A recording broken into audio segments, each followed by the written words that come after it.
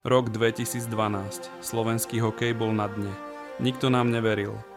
Ale my sme mali tajnú zbraň. Tam hore. Iba 8 mesiacov pred majstrovstvami sveta v Helsinkách zasiahla svet hokeja hrozná správa. У нас сегодня произошло страшное горе. Pri havárii lietadla zahynul náš milovaný kapitán a legenda Pavol Demitra. Celé Slovensko smútilo.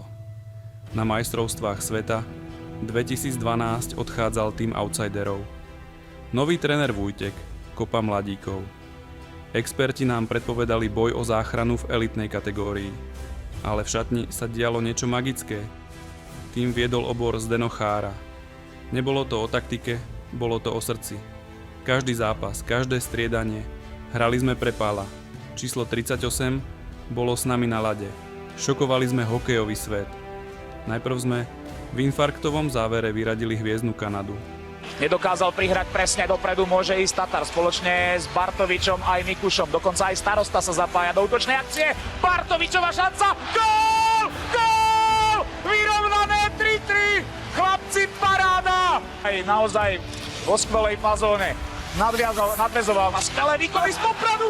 Gól! Gól! Hanzušov ten sekerovej strely. Vyhrávame 4-3 nad Kanadou. V semifinále sme v derby porazili Čechov vďaka neskutočnému gólu Šatana. Prihrávka, ktorú zachytil Hanzuš a posúva dopredu Šatana. Šatan v samostatnom nájazde, Miro Šatan. Gól! Gól! Poslabený gól Mira Šatana. Slovensko bolo vo finále. V finále proti Rusom sme prehrali, striebro malo cenu zlata. Najsilnejší moment prišiel pri odovzdávaní medailí. Kapitán Zdeno Chára si obliekol Pálov dres. Celý svet videl, pre koho sme hrali.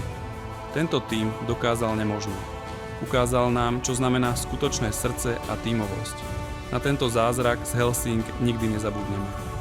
Kde by som to chcel venovať Pálkovi, ktorý tu už med nami není a určite bol stále na našich myšlienkach a stále bol s nami a určite toto je venovanie jemu.